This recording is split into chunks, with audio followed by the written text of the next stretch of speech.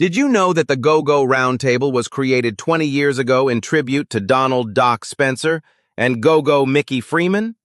Yep, the 60-minute free documentaries you see now all started because of Mr. Ruffin's appreciation for those two Go-Go pioneers. This has been a Go-Go Roundtable history moment.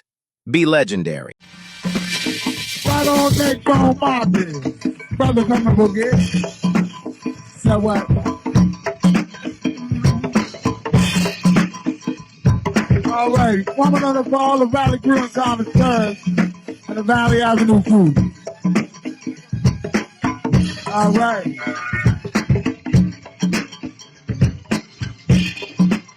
Woman on the Tyrone. So what? Listen to your beat it, beat real funky. That's what you're talking about. Listen to your hot beat it, beat real funky.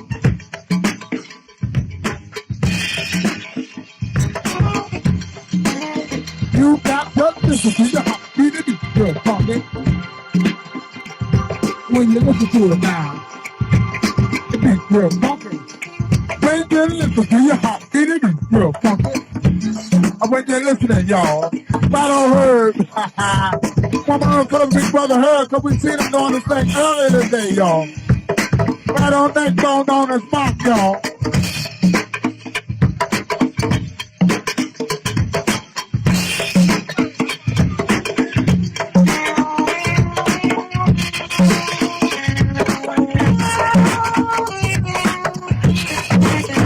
So what?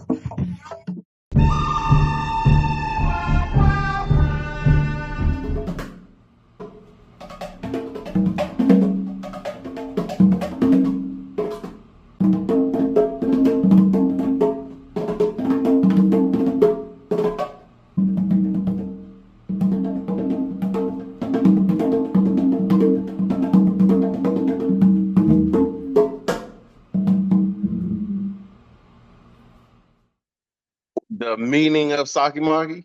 Well, the government. So people know the government name first. The government name, then the meaning of Saki Government Marki. name, my fault, is Mark Hollingsworth. Okay. Yeah, Mark Hollingsworth. Gotcha. So the meaning of Saki Marki. That's right. That's my stage name, and that came later on in life. Okay. So let's start with home, mom and dad. Where did all that take place? So mom and dad, mom is from North Carolina, Wilson, North Carolina, and dad is from West Virginia. And they met in Washington, D.C.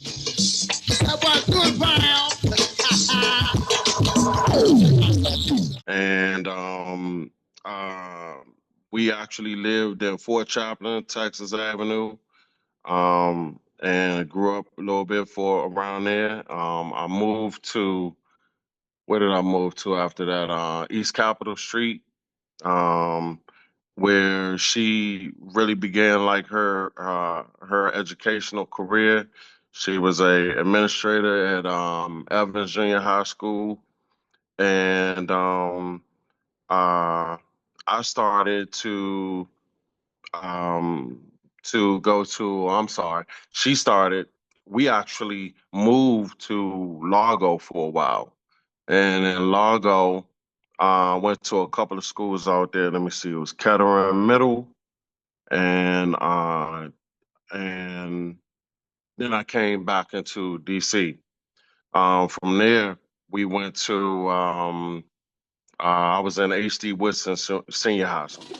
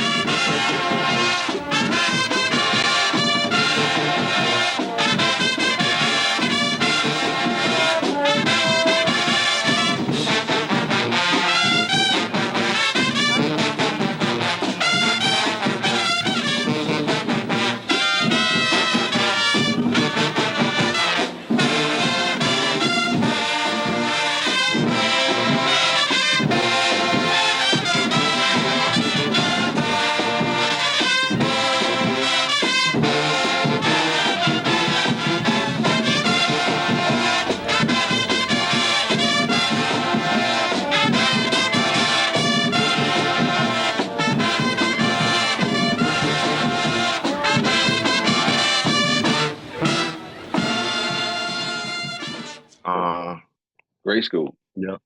Yeah. Yeah. Big Go-Go legacy. So tell me about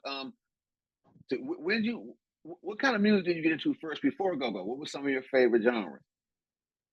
So the interesting part about that is mom was actually heavily involved in the flag twirler and pom pom and things like that. And so when we had band things, going on or something, when she had band practices and things like that, I would always accompany her.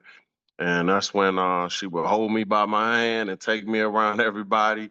And Earth, Wind, and Fire was one of my first groups, and that became one of my favorite bands.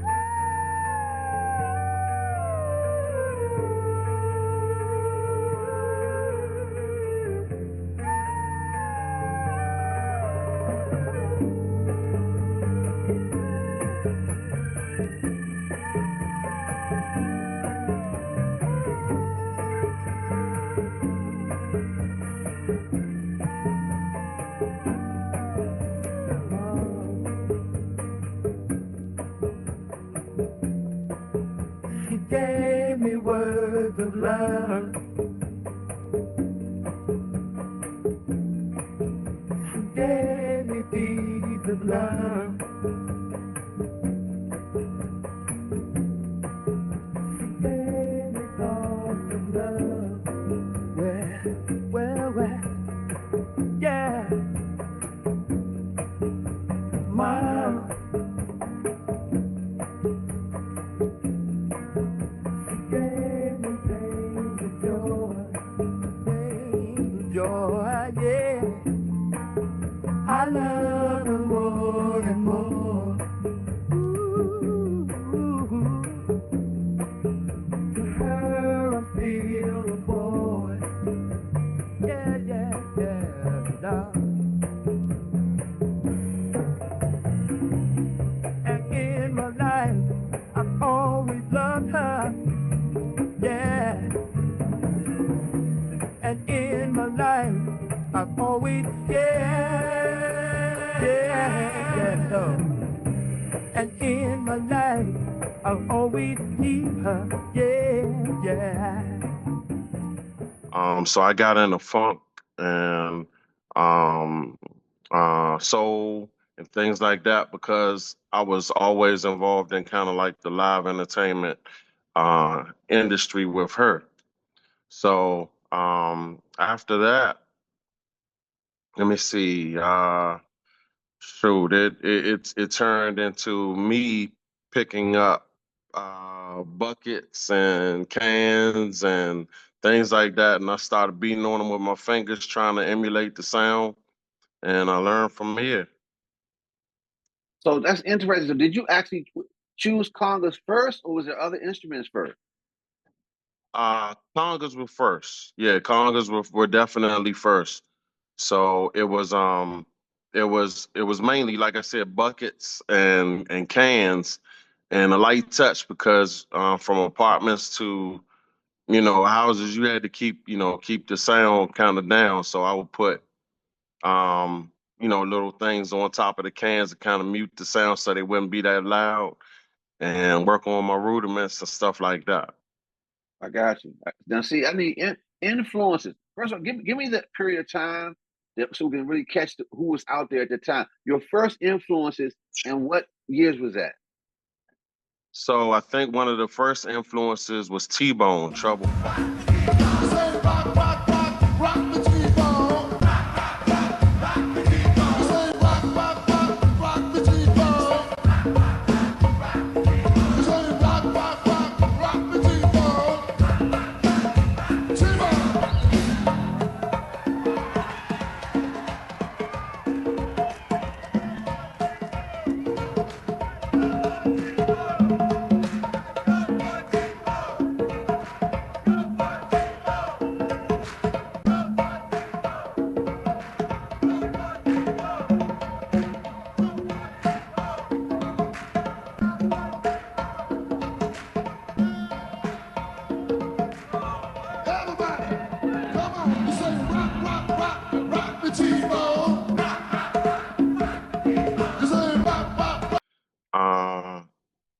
I couldn't go outside. I was still on the porch.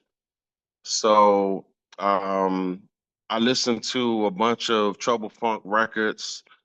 I was in heavily in reel to reel. My father had reel to reel back then, and I would listen to other records like 45s back then. You see, I got a little bit of gray hair, so yeah. So Join the club. 45s, yeah, Yeah. 45s was my thing. Body Moves, Essence. That was one day I saw Mickey and I was like, man, I grew up off of you back in the day, up off of Body Moves and that record because I couldn't listen to a whole bunch of, live and recordings. He was like, nah. He was like, that wasn't me. That was Jungle Boogie. That was Tyrone. I was like, oh. Get on down now. Say what, baby? Wow, I didn't even know that. And so I got a little history lesson from Mickey back. That was a while ago. That was a long time ago. But he told me that and he was like, yeah, that's good work right there though. Wow, wow, man. That's I know the era you're talking about too. That was a golden time. So again, I'm gonna stay slow with your beginning learning. So was it hard to transfer from just the like buckets and cans to the actual instrument? When did you get your first, pair? Not really hard because the cans were tuned. I would get them to make sure that they were around the tune that I wanted for the type of a conga that I was hitting on. So, of course, juniors were my era. Um, Roland, actually, I listened to him early on when he was on two congas. New construction, stop the path of destruction. Whatever happened to the love and unity? Put the two together, you get a real. So I started to get the gist out of that, and that was easily buckets. The buckets can be really easily tuned for that. So when most graduated to four, I was already on it. I was still listening to them at a young age, and I would just include those two cans to make the four. So that's when I kind of started listening a little bit more to Wink and Junkyard and what they was doing because I can associate the cans and stuff like that and the buckets with it. So it wasn't a hard move. It was basically the tuning and kind of the tones with the congas that I had to learn how to stop, to make sure I would stop and mute certain tones when I hit the congas and things like that.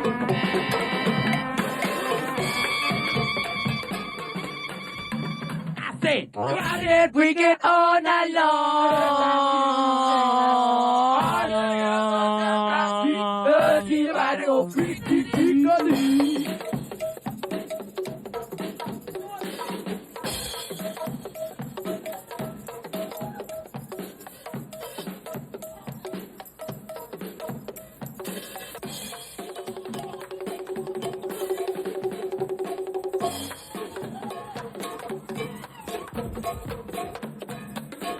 Hey, little black and silver.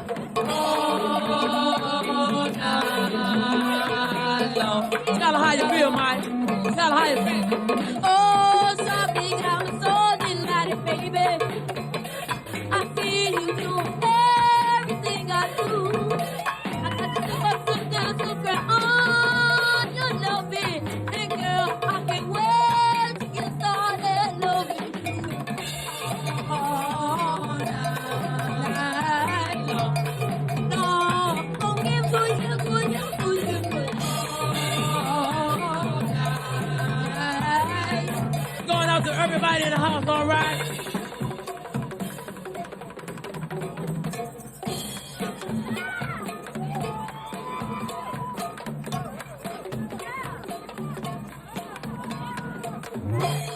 Okay.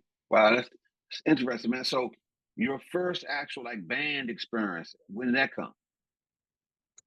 First band experience before playing was at HD Wilson and it was in the gymnasium.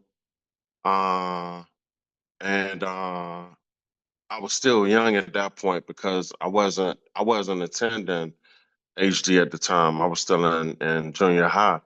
So when I was able to get in, I was listening. I was on top of the bleachers, and man, they had the smoke and everything in there. It really wasn't just too many smoking bands and stuff like that going on. Or they couldn't control it too much. But I got to get the environment and see how they were playing, and man, the groove was just heavy, and it brought me right to it. I was like, man, this is excellent.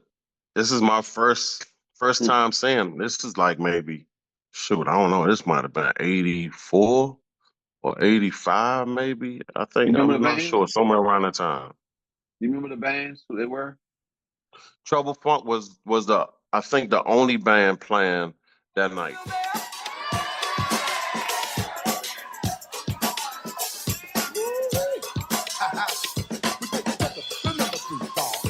Just tell 'em about the number three now. Jimmy, tell 'em about the number three, dog. Oh, tell 'em about the number three. You better tell 'em about the number three. Tell 'em about the number three. You better tell 'em about the number three. Oh, tell 'em about the number three.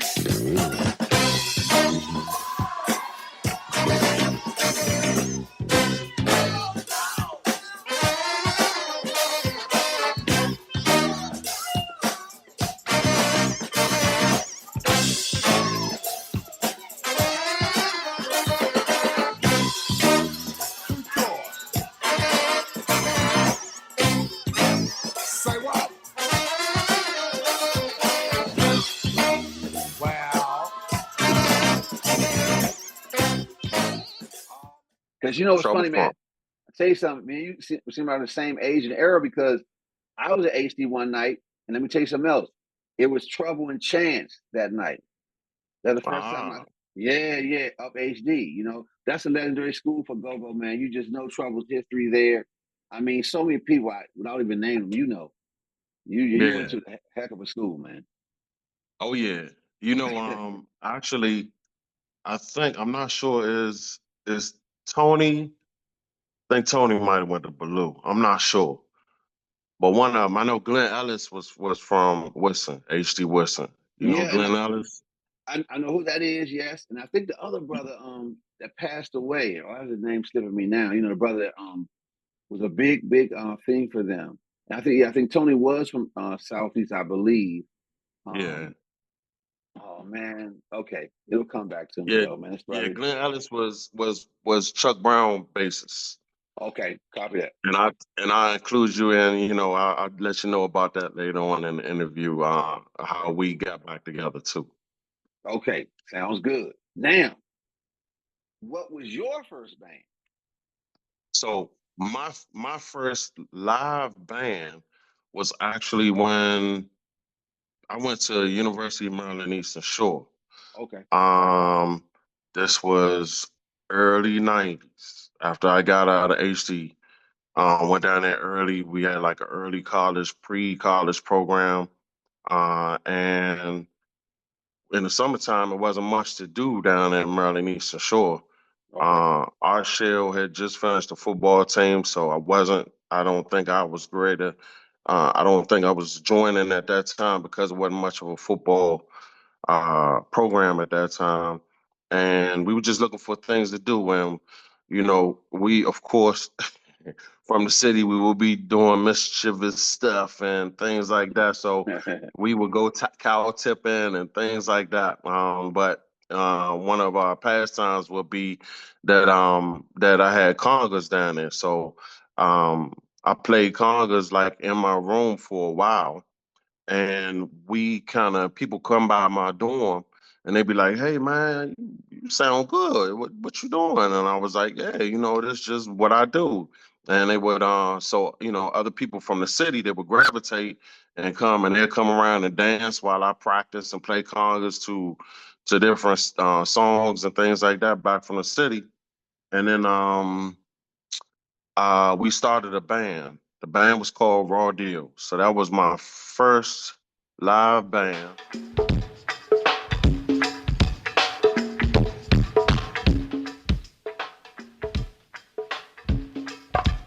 try to warm up the system a little bit. Like to thank the Bum Rush Honeys for stopping through. Kenland representing. Oh. You a freak, Dion. We ain't even get started yet. So glad to see my nigga Steve down here. Always a pleasure having you down here, cuz. Also talking about the 5150 nigga came to represent. Come on.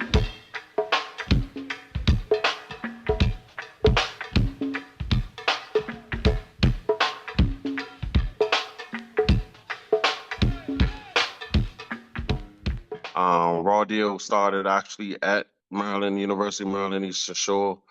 And when we came back home, we played maybe a couple gigs down there because, you know, we still needed things to do. We got keyboard people to play keyboard. My man Shelly, John Quentin. Okay. We started that down there, and we brought it back. And our first show back in DC when we came back to DC one time was, I think it was with Essence down the East Side. Gotcha. That's classic. That's classic, man. I remember hearing that name too, man. That's so. How'd that go with that band? How'd that go, Raw Deal?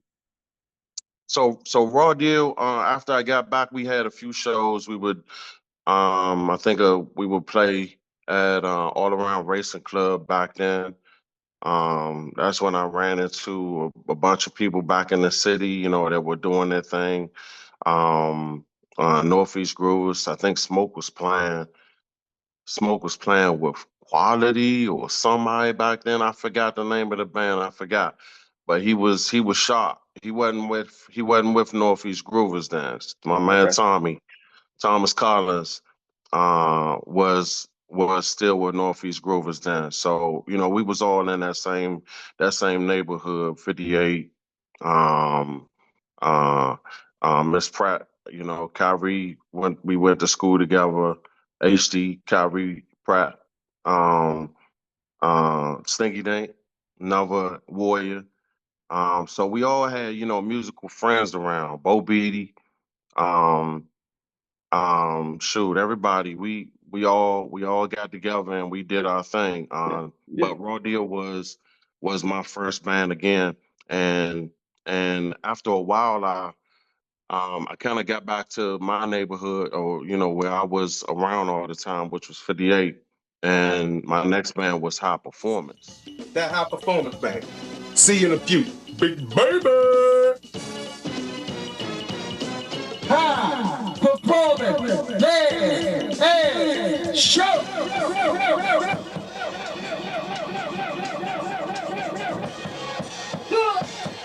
Yeah. Come on with the come on. Come on with the come on. It's down with the get down. Come on with the come on. It's down with the get down. Come on with the come on. It's down with the get down. Come on with the come on. It's down with the get down. Come on with the come on. It's down with the get down. Come on with the come on. It's down with the get down. Come on with the come on. It's down with the get down. Hey, don't move your world, y'all. Oh, my baby, bad boy. It's on my side. And my man, Lil Kevin. It's on my side. And I'm around your side. It's on my side. All the lonely it's on my side. And my head getting clean. It's on my side. And my man, Bowling. It's on my side. And you tell me. It's on my side. Nigga, ain't got no. It's on my side. Hey, man, come a high beat. We get it on the street. Yeah, man, just the week, just to when they were touching, just even did drinking, we got to see Sam, the number one, come on, man, Brad Pitt, and also Bam. But yeah, they already said the street fast. 20 of them, I just never did it before. Don't you ever say from, I'm there for free. Okay, got you. Yeah, I heard about a lot from them from Bo Beatty too. Yeah, that's fam right there.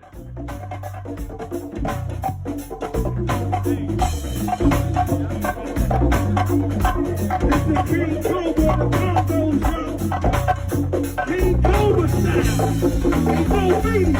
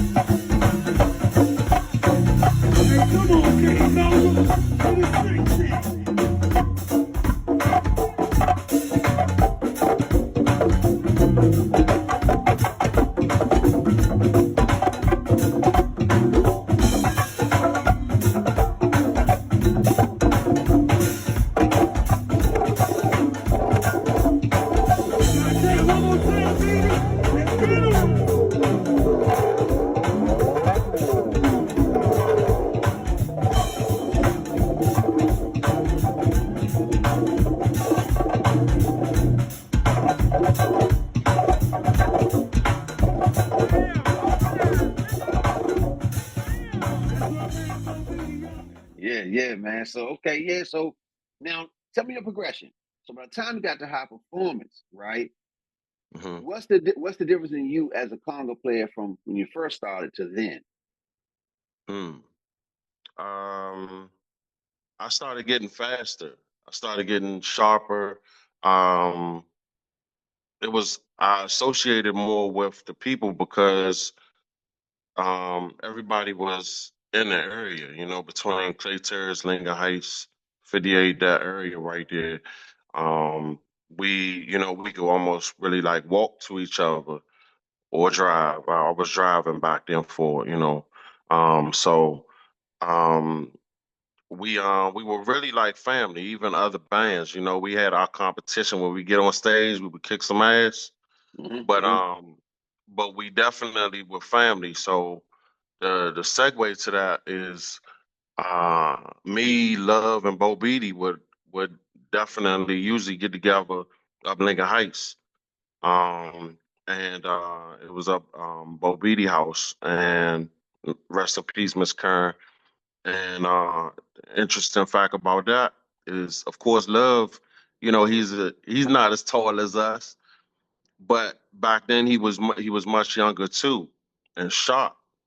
Uh, and Love we would play on the regular side of the congas, like me and Bo Beatty most of the time.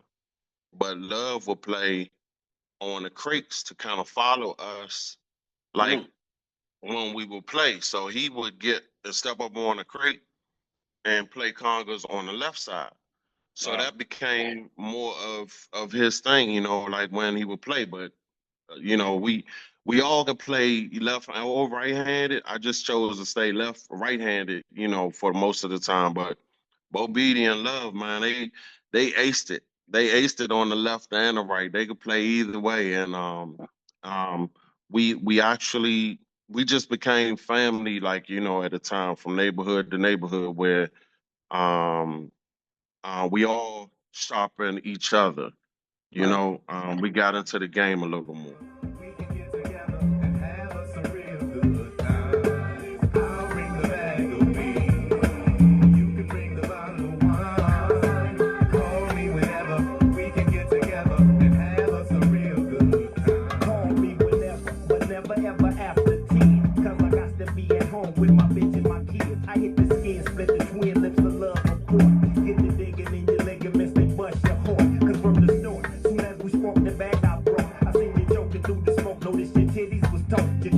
Up in the game that I came to spit, I cracked the Hennessy and in the deep and gangsta shit. You wanna get with this, or hit you in the twist the game up and make me come just to say you came up and game what another strike on your wrist. When you could've kept your mouth shut and right on the step with the program, knowing damn well you're wrong, girl. Cause I shook you and took two of your home girls. You played yourself, so I had to leave. Maybe should've just chilled off this bag of weed. I'll bring the bag of weed.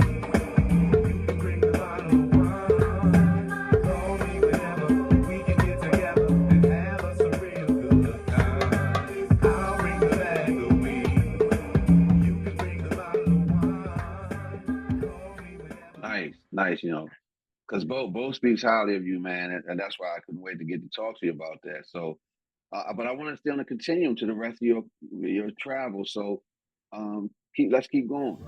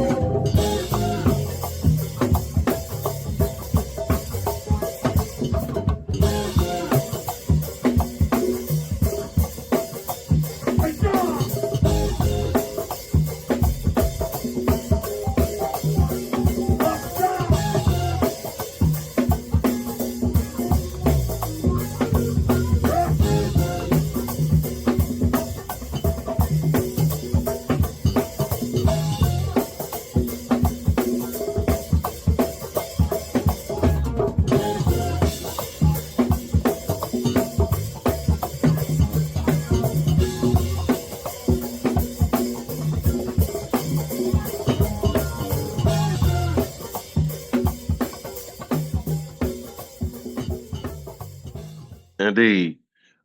So yeah, it's then I think our performance was for a long time. I played with, neighborhood band. We played all around. We had a little video. One of our highlights was 8th Street Day. We would do all the time. And 8th Street Day, man, was monstrous. I post that online few times. And seeing people like to take that trip back down memory lane.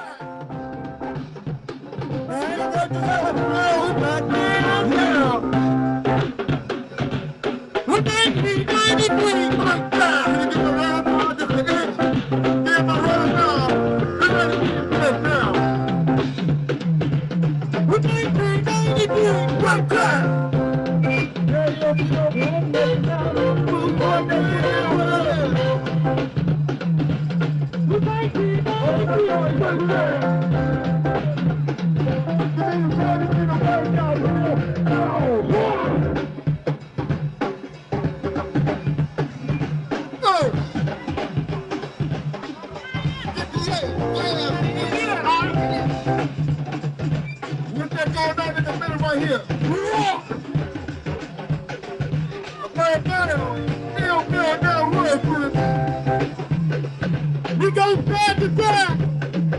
We go back to back. We're going back to back. We're going, baby. What's going on down there, man? I'm out your man. I'm ready for the word. These are the words you tell. I'm ready for the word. Yeah, I'm ready to move it all right. Take that word. You gotta work it down. I'm ready for the word. We are here to move it all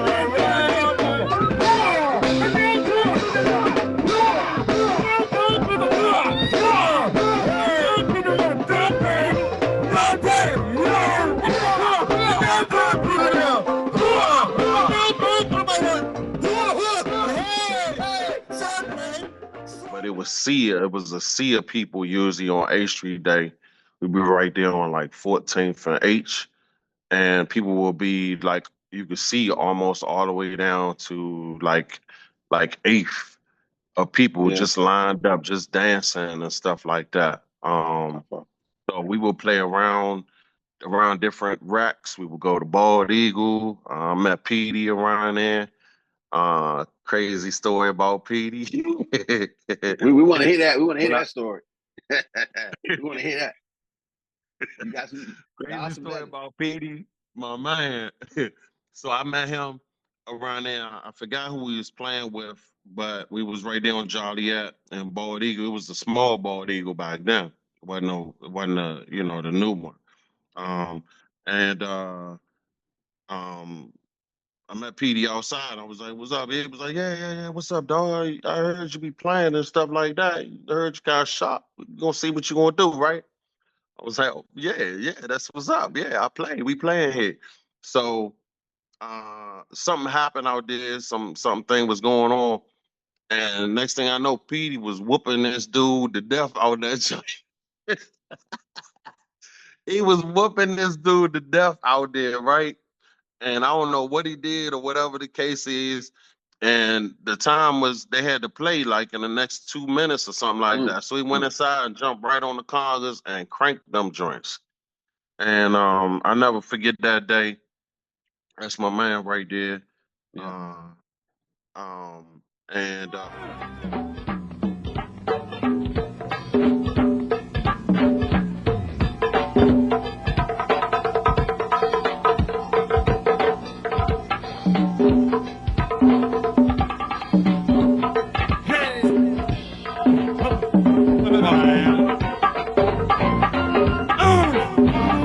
Thank you, Victor. My fault I made you cry, man. I owe you one. I owe you one, Vic. Get out there, Peter. Get out there, Peter. Do some of that top west shit, man.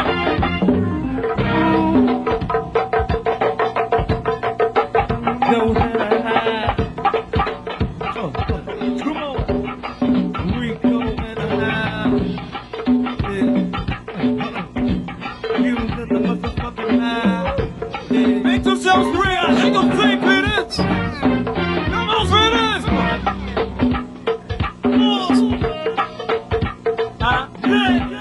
Who got shot? Y'all got trouble. You might have to donut. We can't see our stuff. Come on, Peters. 20 minutes, Peters.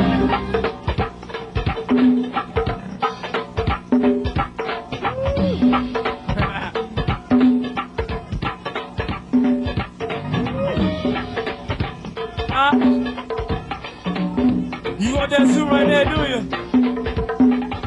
You want that suit right there, do you? Hey.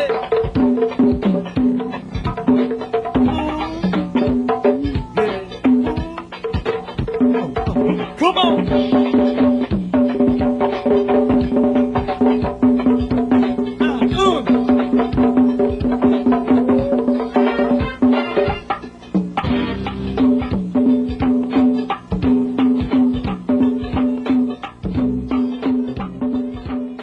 we played, and he got this chance to see me play, and we cranked like we were supposed to be. But we played all around the city, man. Every rack, every place, from the quarters to Shepherd Street, Sheridan, Uptown. I got to travel. My man Markel Farms is that's like a big brother to me, and actually in high school he used to call me Totes. So Totes was a nickname he gave me because I would keep my bongos in my backpack in school. So and like when I get a chance, I'll pull them out and I'll play the bongos, and I would always try to learn from somebody. Jay Goodman, another good dude, Ivan Jones. They kind of brought me up, kind of like in an era where I was still learning, but I got a chance to flow a little more. But yeah, I had a nice little time, with the early stages of Go-Go around that time. Here at the Go-Go Roundtable, we bring you the stories of the forgotten or unsung greats of the genre. It's a lane created by us. Welcome to LDTV. I don't have no fear because Hitman's here, y'all. I just have no fear because Tim is here, y'all. I just have no fear because Dawn is here. Say what now? Get on down, y'all.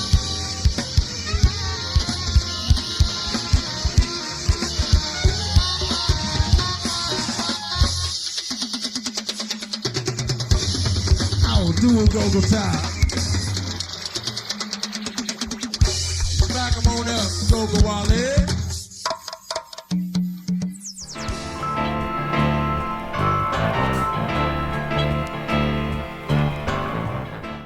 Sounds like it, man. So now, tell me post the raw deal. So post raw deal and post high performance. Yeah. Like I said, we met a lot of bands and a lot of people. For a while, I think I took a break from Go-Go, maybe a year or something like that. Off and on, I had my times when I need a break for a while and I won't keep going. But consistently, I've been playing for a long time. Like I said, since I was like 12 years old. But Peony, from OP Tribe back then. Mhm. He was like, "Man, what you doing? What you doing?" And I think Spivey was their Rototom player back then. But Spivey wasn't. He might not have been around for a minute or something. But I got a chance to like play cowbell with back with OP Tribe to get tuned back up again. To do my thing. So I would. When they played, I would go with them and I just pick up the cowbell and rock with them for a while.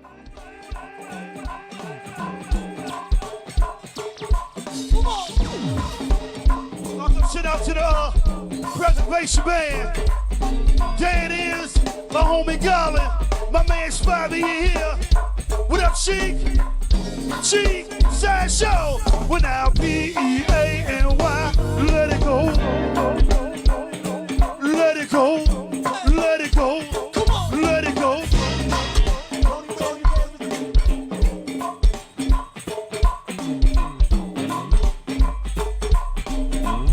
Goes to the special shout out to the 114 crew. The old school 114. Let it go. Now we gon' take you on a ride. Talk about Southside. Gonna take you on a ride. Yeah, yeah. They 114, yeah. They Southside, yeah, yeah. Hey, without P-E-A-N-Y. Let it go. Also supreme, rest in peace to my homie D-Nasty. SDK forever. R.I.P. D-Nasty. And R.I.P. Preston Blue. R.I.P. Preston. R.I.P. Allen. Hey, let it go.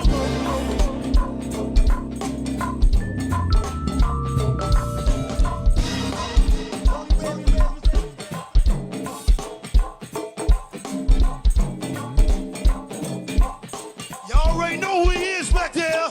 Know it's been a while since you seen him. Been a while since you seen the big homie. Let it go. Yeah. The big homie. A B-E-A-N-Y. He's still banging. Still cranking and hanging. You got it, Petey. Pump it. You got it, Petey. Let it go. From there, Peony stayed. I'm not sure if you remember, but OP Tribe and Listen had a little split. So Peony stayed with OP Tribe, I think it was, for a while, because it wasn't. Listen wasn't quite, the cup of tea for a lot of people for a while because they didn't really, they wanted to stay Go-Go. So Scooby called me and he was like, "Man, why don't you do something with us?" And I was like, "All right." So during the beginning of their transformation, for about a year or two, we started out Listen, and I was the first Congo player for that situation right there. Okay. We played downtown at different places. That's kind of started my kind of professional, go-go era. And shoot, when we got the buzz, man, Tacoma Station lines will be out the door, down the street, around the corner. There was a girl named Angelique, I think Angelic Entertainment. I think she actually started, or she was managing at that time for a little bit, or helping to promote. And we had spots downtown and things like that. People were pronouncing our name wrong. the listening band and things like that. So, after a while, Penny was like, yeah, I might slide on back. And Scooby was like, well, that's fam right there. I think that might be where we need to go. Hmm. And I was like, all right. And so Chi Ali is family. Chi Ali is family, and his name is Ali the Great now. Yeah, Shout yeah. out to my man, Cheekster. But he actually came and did something with the band for a while right before I left. Okay. And he was like, man, I don't think you should do my man Mark like that. I know Penny cool and everything, but and Scuba was like, that's fam. And I understand it, so I kind of backed up out of the way. And uh, just to go back a little bit, my name was Marky Man back then. Rome from High Performance gave me that name. Rome and Okay. E. Okay. My man Sleepy Eye E around 58 gave me that name, and I rocked that name for a while. But I went to Vibe after that. Okay. So Vibe Boogie is a conga player that plays more so classical, regular congas. Like not a go-go conga player or go-go style. Okay. And I think he's traveling with loose ends and things like that right now. But he called me and was like, man, why don't you come get with us, man? He was kind of like backing up Derek, and a lot of people don't know. Vibe, the singer, was I'm not sure, but I Okay. think that's where kind of they got the name from.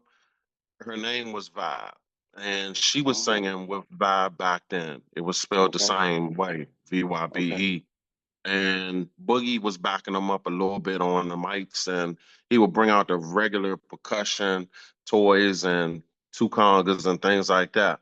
Okay. So when I came, I brought in I was the first conga player again, brought in the conga, the go-go style, kind of like to Vibe, because that's what Dirk was trying to get more of. And we started that out.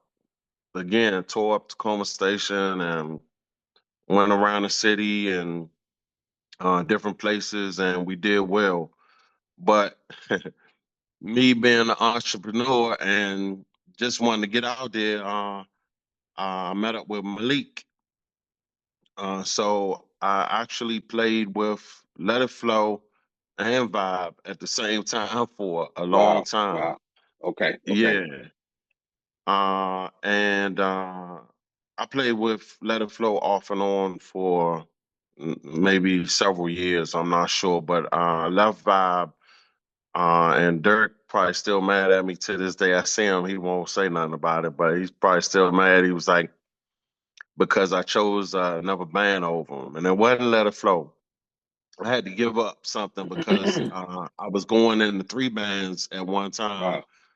by myself. So it was Vibe, Let It Flow, and Whopping Them at the time.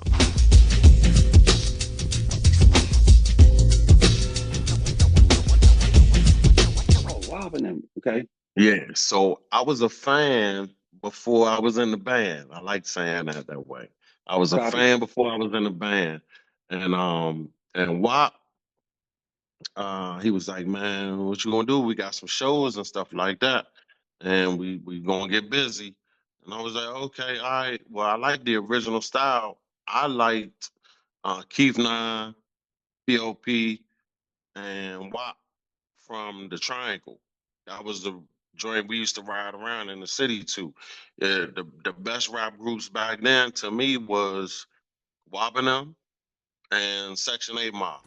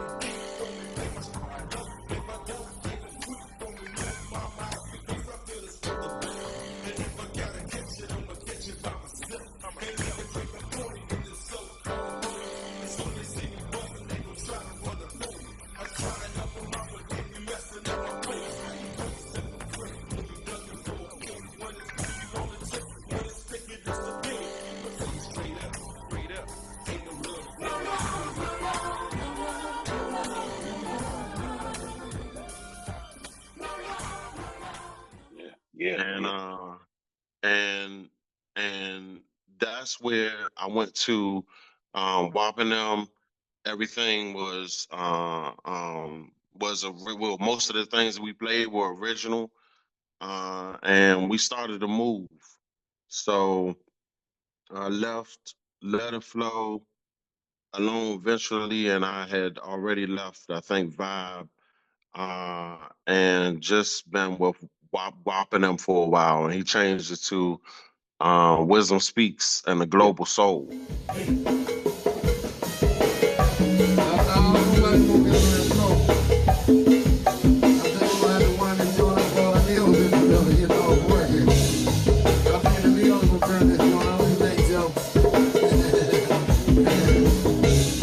Let's wind it up for all the meals and all the ladies in the building. Everybody, wind it on up.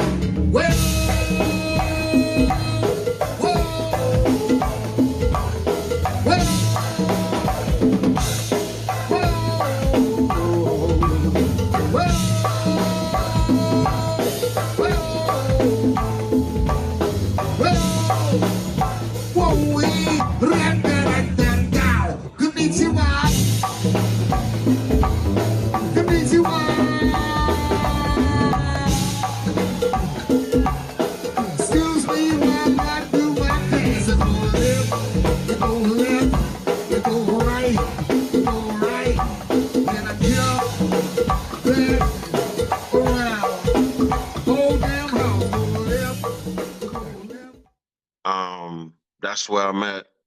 I ran back into, like I said, we would all know each other from different bands. I ran back into my man Jam Jeff. Okay. And the first drummer was actually Tony, my man Tony with the blue eyes. Um, I heard of him. I can't think. Yeah. He used to play with Dynasty, but he was playing with WAP and them back Okay. then. Okay. And we played. Let me see, who was it? Tony, then Jam and Jeff, then Buggy for a while, and then what's my man Black? My man Black played for a while, and then it was Sugarfoot Ricky came back home off a tour. Big, So huge. yeah, so immediately. Since we had material, WAP went in the studio and was like, "Oh nah, since he back from Miles Davis, Right, let's go in the right. studio and record." Right. Right. So we went in and we did Sunglasses. So Sunglasses, I'm not sure if it was one of my first recorded records, Okay. but Sunglasses was it came out at a good time. It was a heavy competition with Sunshine with Listen at the time. Yeah. And Sunshine got most of the radio play. Sunglasses got a little bit of radio play, but we moved for a while. We was doing well. That's where I met WAP and them. We went through a couple of musicians. My man Jock is my percussion partner for life. Okay. Jock Gotcha. Jock Vaughn. Gotcha. He's played with Chuck Brown and a lot of Copy that. other bands. Yeah. But we moved on, and we did the DC lottery campaign later on, DC 5. So that was, Chuck Brown was DC 4. Uh, Wisdom Speaks was DC 5. So we was pretty much the only, the second band in the city to have a major campaign with DC Lottery and Move. And that's when we were on TV. You might have seen it on radio. The campaign was pretty big. Okay. We moved around a lot. We even went to Atlanta. Can't think of the chef's name down there, but he was a celebrity chef. We performed Okay. down there. We did something with Louis Vuitton Blondes, VH1. Things started progressing, with the music career. Glenn Ellis came to play with us, rest in peace, for a while on bass from Chuck Brown. He also played with me with Let It Flow. Also, Wyatt Brown, lead guitar. He played Rest in Peace for a while. He played with me with Let It Flow too and Vibe. Both of them played with Let It Flow and Vibe with me. And Wildflower. My man Kingfish, Wildflower he had with Karen Lynette, his sister. Copy. But it's a big list of bands, man, and a lot of experiences. I just don't. I want to make sure that I cover what you want me to cover. I got a chance. Rest in peace with House and Mo Shorter got me into to play a couple shows with Junkyard. You talking about high energy from start to finish? Yeah. And it breaks in there for anybody in the band. It's go time. It's straight crank from beginning to end. But it was a pleasure to be able to do that with them, not once but twice. I think it was maybe three times that I performed with them, and I got to do a whole show. But it was an experience, man. You got to do your push ups and Yeah. have that energy for that show right there. Also, Essence. Okay. So one of the times we was at my man Bump. The guy shot him out.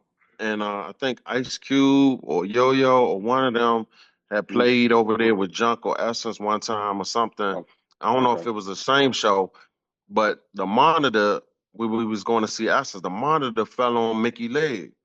Oh man. And I was right there beside him.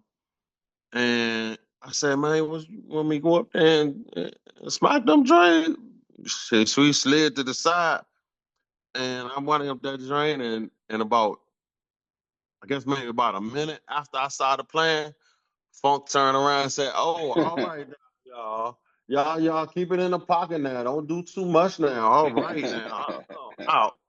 And I was like, and that was a moment for me, boy, I oh know it was. boy. I know it was. I I know it tell was. you, and I think that might have been early '90s too. That was an early time in my life, for me to be able to do that. But Yeah. but yeah, that was that was a good moment for me right there. Yeah. Legendary moment right there. Especially with funk, man. That's Yeah. another story. That's another story. Well, trying to cram your life in 60 minutes is gonna be a hard task, but I'm gonna do my best, man. You know what I'm saying?